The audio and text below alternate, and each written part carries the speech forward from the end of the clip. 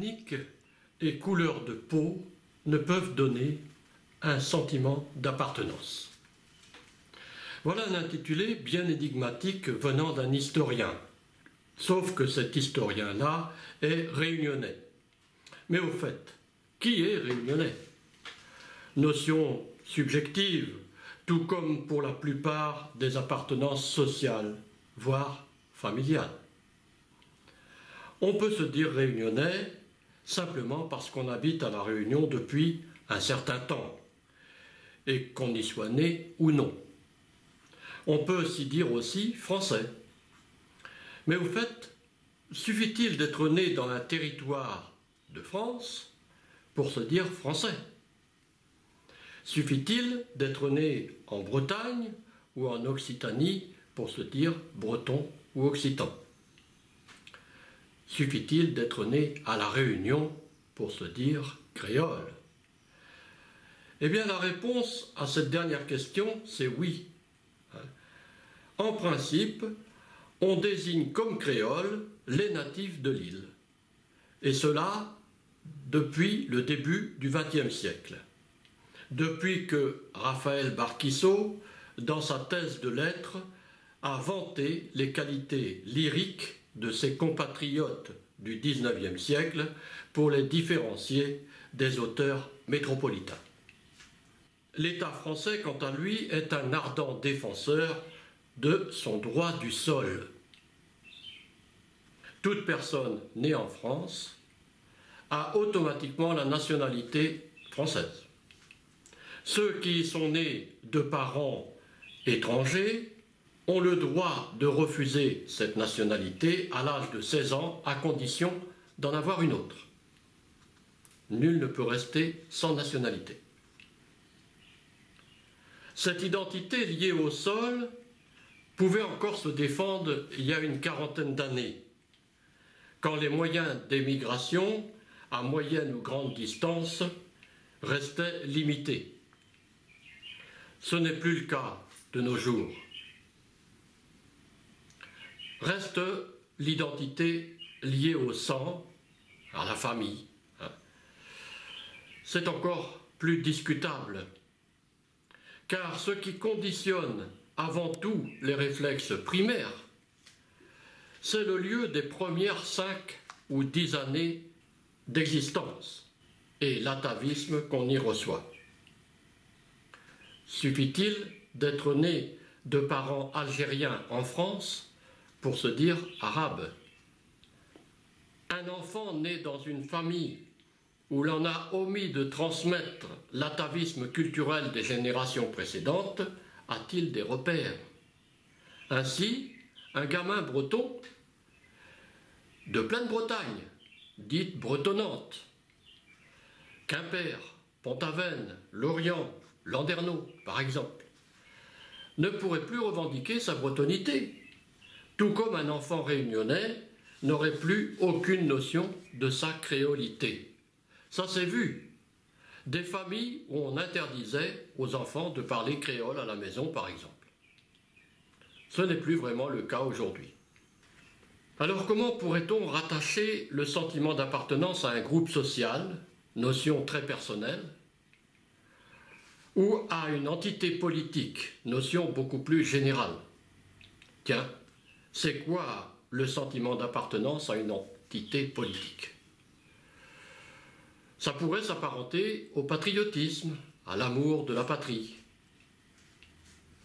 Le missionnaire Francis Aupier, voulant définir le régionalisme qu'il prônait pour les colonies, à la place de la seule administration centrale française, y faisait allusion de façon remarquable en 1930. Et voilà ce qu'il écrit. Le mot régionalisme n'implique pas l'absorption d'une partie dans un tout. C'est le contraire qui a lieu.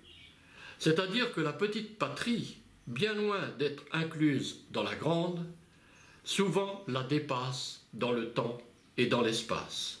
Ainsi, les Anglais et les Français peuvent faire du régionalisme commun quand les Bretons de l'un et l'autre pays se réunissent pour commémorer leur origine celtique. Le régionalisme, poursuit-il, pourrait donc se définir ainsi: le culte de ce qui vient d'un lointain passé, dans ce qui reste des arts et des lettres d'un peuple qui eut une existence bien particulière et dont les institutions très respectables menacent d'être submergées par d'autres institutions très respectables aussi.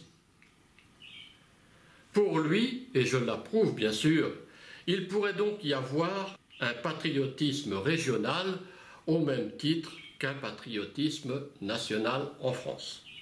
Eh bien, allez faire comprendre cela aux Jacobins, même aujourd'hui. J'ai tenté de définir ce à quoi pourrait se rattacher, sans susciter trop de polémiques, j'espère, le sentiment d'appartenance. Voyons donc à quoi il ne peut et ne doit absolument pas s'affilier.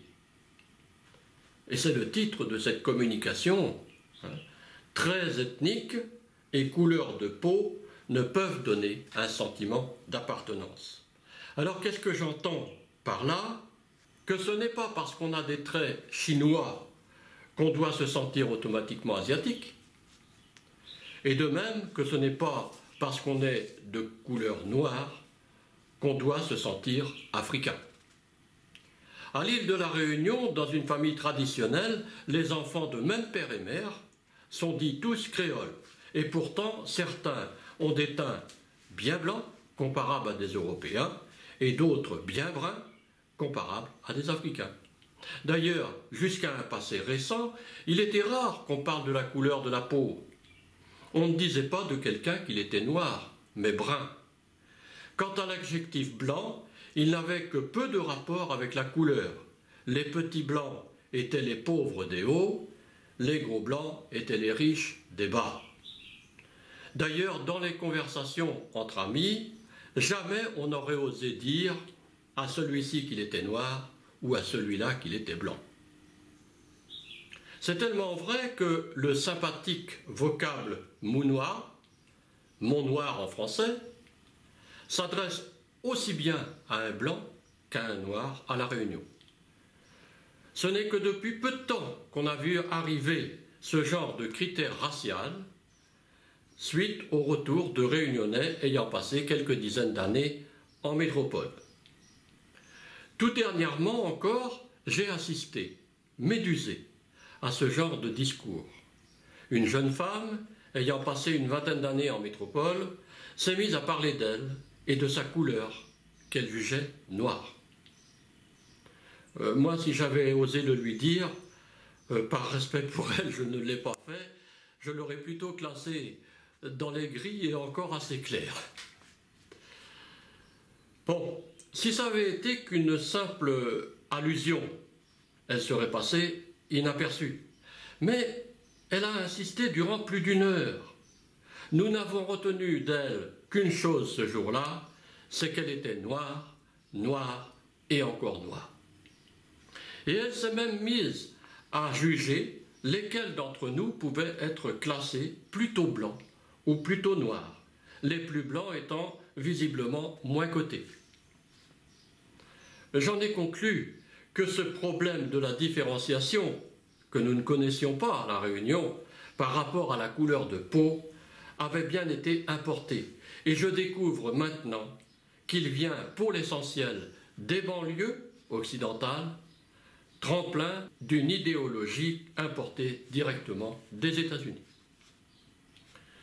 Alors cela m'amène à parler, bien malgré moi, car je ne la connaissais pas avant, de Madame Maboula Sama-Olo, maîtresse de conférences en langue et lettres anglaises à l'université de Tours. Ses travaux, selon sa propre version, portent sur les études africaines et américaines et la diaspora noire africaine avec l'association Black History Month, structure dont elle est la présidente. Sama-Olo se définit comme fille de l'Hexagone. Elle est née dans la banlieue parisienne et de l'Atlantique. Mon ascendance d'origine, déclare-t-elle, elle est née de parents ivoiriens. La trajectoire de ma propre histoire s'inscrit dans l'immensité culturelle, politique et intellectuelle de l'Atlantique noir. un espace géographique profondément façonné par l'histoire. C'est elle qui le désigne ainsi. Dans son dernier livre, Le triangle et l'hexagone, elle fait une chose que l'on ne recommande pas aux historiens, écrire à la première personne. Elle soutient alors que écrire à la première personne contre les conventions universitaires permet de décrire un parcours personnel qui révèle la difficulté à construire cette identité noire. Alors pourquoi peut-elle la construire puisque c'est si difficile? Mais elle reconnaît en même temps que cette idée d'une identité liée à la couleur de peau lui provient des Black Studies, champ de recherche d'études universitaires aux États-Unis où elle a vécu quelques années. Voilà. Elle prône même aujourd'hui le retour à la race, posant cette question: quand est-ce que la race a disparu? Mais elle ne se pose pas la question la plus essentielle: pourquoi en France a-t-on fait disparaître la race du vocabulaire, supprimant même ce mot de la Constitution française?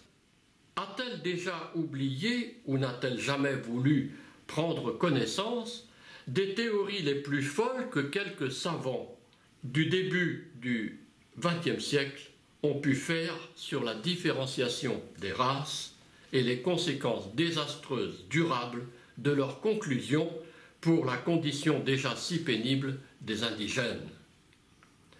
Selon ces thèses, les indigènes africains pouvaient bien garder le statut de l'indigénat puisqu'ils étaient définis comme inférieurs.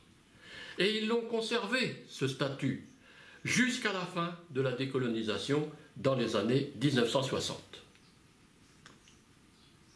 Le plus curieux, c'est que plus loin, Samaoro reconnaît elle-même que dans la grande histoire, on ne définissait pas les catégories d'hommes par rapport à la couleur, mais par rapport au rang social, aux coutumes, aux habitudes alimentaires. Alors pourquoi revenir sur cette notion de race, de couleur de peau, qui apparaît si aléatoire dans les pays très métissés? Pourquoi les gens comme elle, qui se prétendent afro-politains, ne viennent-ils pas étudier les véritables sociétés interculturelles comme celle de l'île de la Réunion? Qu'y a-t-il de commun, en effet, culturellement et même socialement, entre une personne noire du Mali, une autre de France ou une autre d'Amérique? Selon elle, l'identité noire aurait été fabriquée par le colonialisme, ce qui n'est pas entièrement faux. Mais alors, pourquoi se raccrocher à une identité née dans la tête du colonisateur? Ma conclusion est celle-ci. On ne peut pas construire son identité sur la couleur de peau, pas même sur les traits ethniques aujourd'hui.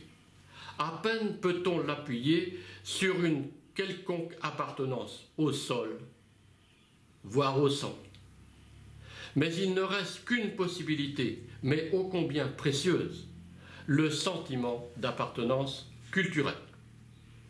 Faire partie d'un même groupe, adhérer aux mêmes atavismes culturels, basés sur l'histoire des peuples, des petits peuples, pas une histoire récente inventée par les grandes nations, permettent de créer un véritable lien social fort et pourquoi pas un amour de la patrie, sans qu'il soit nécessaire de le faire naître, cet amour de la patrie, par des révolutions et des guerres, c'est-à-dire des bains de sang. Souvenons-nous des magnifiques paroles du missionnaire Francis Aupier. La petite patrie, bien loin d'être incluse dans la grande, souvent la dépasse dans le temps et dans l'espace. Les Béninois, qu'il a tant défendu culturellement et même politiquement, disent de lui qu'il était devenu africain parmi les Africains. Ces Noirs-là ne voyaient même plus la couleur de sa peau, mais ceux d'aujourd'hui n'oublient pas de préciser qu'il était breton de naissance.